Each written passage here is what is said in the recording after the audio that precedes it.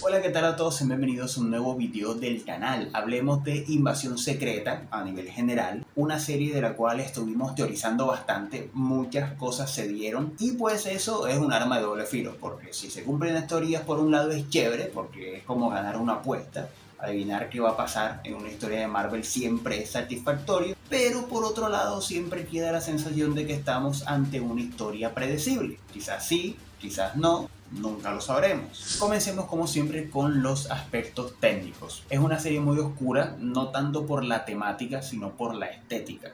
Escenas de noche, escenas en recintos cerrados y escenas de día, pero con una atmósfera lúgubre. Por ejemplo, el atentado de Moscú era de día, pero estaba oscuro.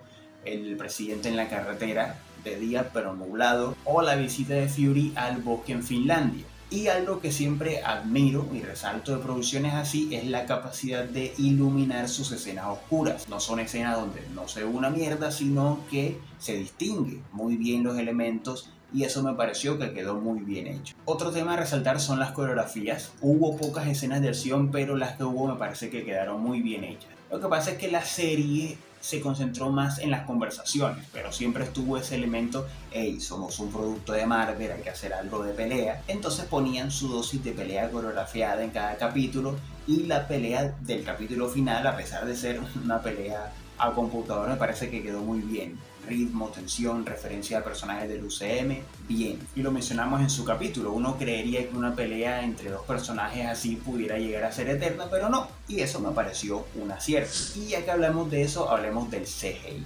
Decente, me pareció una gran mejoría con respecto a producciones anteriores. El tema de Super Scroll y las transformaciones y los poderes me parece que quedó bien. No espectacular, pero sí bien. Y la música, la banda sonora me pareció muy acertada en cuanto a tonalidad para el misterio y la tensión. Una extraña mezcla que te transporta como a Expedientes X y la dimensión desconocida. En cuanto a elementos narrativos, la serie abusa de las conversaciones. Conversaciones por aquí, conversaciones por allá, lo cual puede llegar a ser algo aburrido. Obviamente eso depende del espectador y sus expectativas, pero si digamos les juega en contra el hecho de que es una serie hecha para que la disfrute un fan acérrimo del UCM, que esté muy enterado de lo que ha pasado hasta ahora, que conozca a todos los personajes y que llegue con pocas expectativas a ver la serie.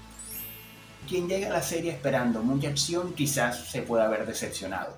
Lo mismo que alguien quien no sepa nada del UCM o que le haya perdido el hilo en algún momento y llega a la serie por curiosidad y no entienda nada, incluso aunque la serie se moleste en explicarlo, que lo hace. Pero en contraparte, un elemento narrativo muy bien aprovechado son los flashbacks. Creo que ha sido la serie que más ha utilizado el recurso. Habrá quienes quizás piensen que han abusado de los flashbacks, pero yo creo que no. Este tipo de historias que rellenan huecos del pasado, que cuentan vainas que pasaron que no habíamos visto hasta ahora y que aparte lo hacen bien, creo que se necesitan. Son bastante satisfactorias. Siempre nos preguntamos qué pasó entre 1995 y 2008, que es donde se ubican los eventos de Capitana Marvel y Iron Man 1, y que no hay ningún producto que se ubique en ese periodo. Y esta serie nos aporta al menos alguito. Voy a hacer una comparación con un producto de tono similar, Black Widow, que era la película ideal para utilizar este recurso y hacernos ver el pasado de Natasha, Budapest, Clint, Shield, etc. Pero en cambio nos dieron un flashback cortico, un cameo de voz de Hawkeye y el resto a la imaginación.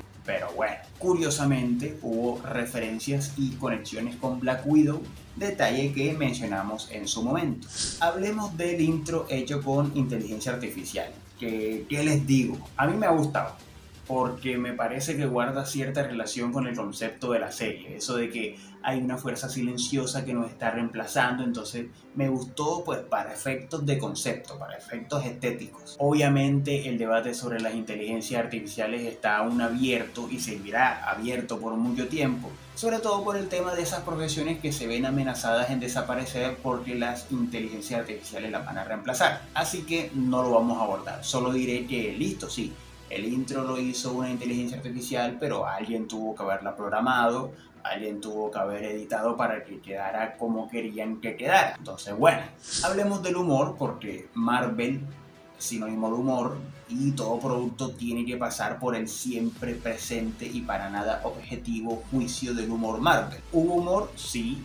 mesurado, sí. Estuvo en manos de Fury y Talos cuando estaban juntos, porque individualmente eran otra cosa, y era un humor en tono irónico y sarcástico. Humor que dura hasta el cuarto capítulo cuando Talos muere, y de ahí en adelante se olvidan del humor y aún así fueron disfrutables los últimos 2 capítulos. Me parece que la serie creó su propia fórmula. Cada capítulo era conversaciones, misterio, una pelea y un final que te dejaba picado para el siguiente capítulo. Que me atrevo a decir que ha sido la serie con mejores finales entre capítulos hasta ahora. Y hubo una secuencia marcada entre capítulos. Capítulo 1 y 2 fueron de contexto y el tercero de confrontación. Luego el capítulo 4 y 5 de contexto, esta vez sobre el misterio de la cosecha, y luego nuevamente confrontaciones. Y también me gustó el detalle de que el nombre de cada capítulo resumía en una sola palabra la temática del episodio.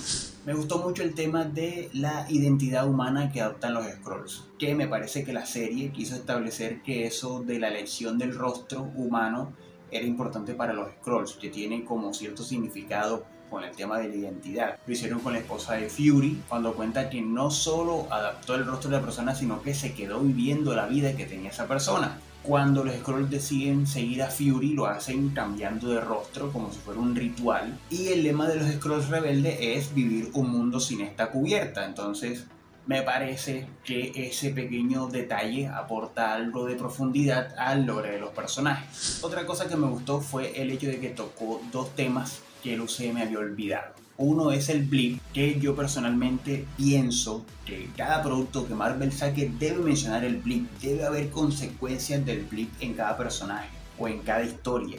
Me pasó por ejemplo con Miss Marvel, que no lo mencionaron y queda uno como que listo, o sea, son un montón de personajes y ninguno habla del blip como si no hubiera pasado. Y me resulta difícil creer que por lo menos alguno de ellos no desapareció, por mencionarles un ejemplo. Entonces acá el blip no solo lo mencionan, sino que también lo abordan, va más allá porque tiene incidencia en el desarrollo del personaje de Fury, que a grandes rasgos es el personaje principal. Repetidamente te dicen Fury no es el mismo después del blip y hay conversaciones en torno a eso. Y lo segundo es el tema de las pérdidas, muertes de personajes importantes. Que hasta ahora, personaje que muere, personaje que hayan la forma de traerlo de vuelta. Por ejemplo, Loki murió en Infinity War y ahí lo tenemos haciendo su propia serie individual. Gamora murió en Infinity War y ahí la tenemos, una Gamora de otra línea de tiempo saliendo en las películas de Guardianes de la Galaxia. Vision también murió en Infinity War y ya tenemos una nueva versión de Vision, ahora blanca como en los cómics. Heimdall también murió en Infinity War y ya lo vimos en el Valhalla, en estos Afterlife que han estado saliendo en algunas producciones, entonces ahí está. Black Widow murió en Endgame, pero luego de Endgame tuvimos su película individual, obviamente pues ubicada en el pasado, pero la volvimos a ver. Y en What If le dieron cierto protagonismo al personaje pues animado, pero es que es el mismo personaje. También está Iron Man, que es como la muerte principal en Endgame, pero salió como en 4 capítulos de What If. Y además está el fandom dale con que va a volver, el personaje, con que quieren que vuelva, con que se rumora que tal, que iba a salir en Doctor Strange interpretado por otro actor y no sé qué. Entonces siempre hay como esa fijación con Iron Man, como que listo, se murió, pero no lo dejan ir. Y así es como ha manejado el UCM la muerte de personajes importantes. Entonces, ¿qué hace la serie? En el primer capítulo te matan a Maria Hill y tú quedas como que vamos a esperar a ver si sí, a ver si no. Hasta que no haya funeral no queda confirmado. Y toma, en el segundo capítulo, tu funeral. Y luego, en el capítulo 4 matan a Talos y quedas como que, epa, vamos a ver si sí o si no, hasta que no haya funeral, no queda confirmado, y toma funeral en el capítulo 5. Entonces me parece bien que se atrevan a presentar este tipo de pérdidas. Conclusión. Como siempre decimos aquí en el canal, las películas y las series de Marvel hay que verlas desde 2 enfoques, como producto individual y como producto parte de un universo de historias. Como producto individual, me parece que no es una serie hecha para el espectador ocasional. Requiere que conozcan los personajes, los antecedentes y lo hemos dicho antes, la serie se esfuerza en explicarlo, pero no es suficiente. Entonces es una serie hecha para el fan acérrimo que pide a gritos un producto serio, un producto adulto. Pero resulta que la serie abusa del diálogo y para muchos de esos fans que buscan algo serio, serio no es sinónimo de mucha charla y poca acción. Aparte, pues sufre un poco del síndrome Civil War, le juega en contra el evento del cómic en el que se basa, el cual involucra a muchos personajes. Creo yo que la mayoría desde un principio entendimos que no se podía igualar la magnitud del evento, pero a ver, que no era mucho pedir un cameíto sorpresa de algún Vengador. El cameo estrella de la serie es Everett Ross.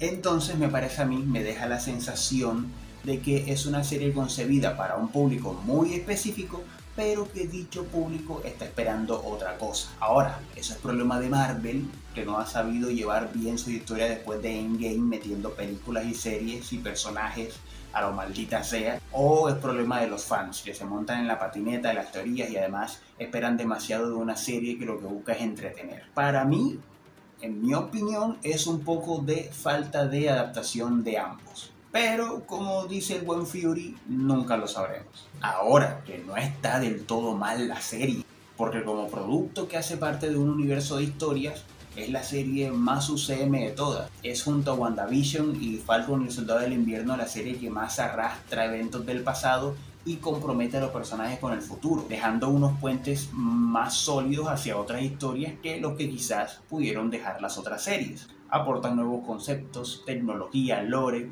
una subtrama, desarrollos, consecuencias. Y cuando una historia Marvel conecta mucho con la macrohistoria, se vuelve importante, por lo tanto referenciable. Por ejemplo, les hago el contraste con Moon Knight, una muy buena serie que no conecta con nada. Aclaro nuevamente, estamos hablando de la serie como producto parte de un universo de historias.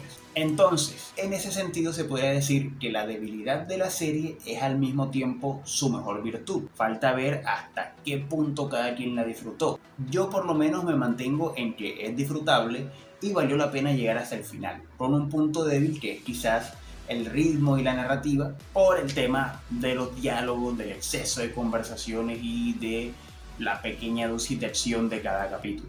Yo le pongo un 7, pero quiero saber tú qué piensas. Dime tú qué opinas en los comentarios. Y bueno, hasta aquí va a quedar el video. Si te gustó, por favor deja tu me gusta y comparte. No olvides suscribirte y activar la campanita de notificaciones para estar al tanto de todo el contenido que subimos al canal. Muchas gracias por ver, muchas gracias por comentar. Yo soy Miguel y nos vemos en la próxima.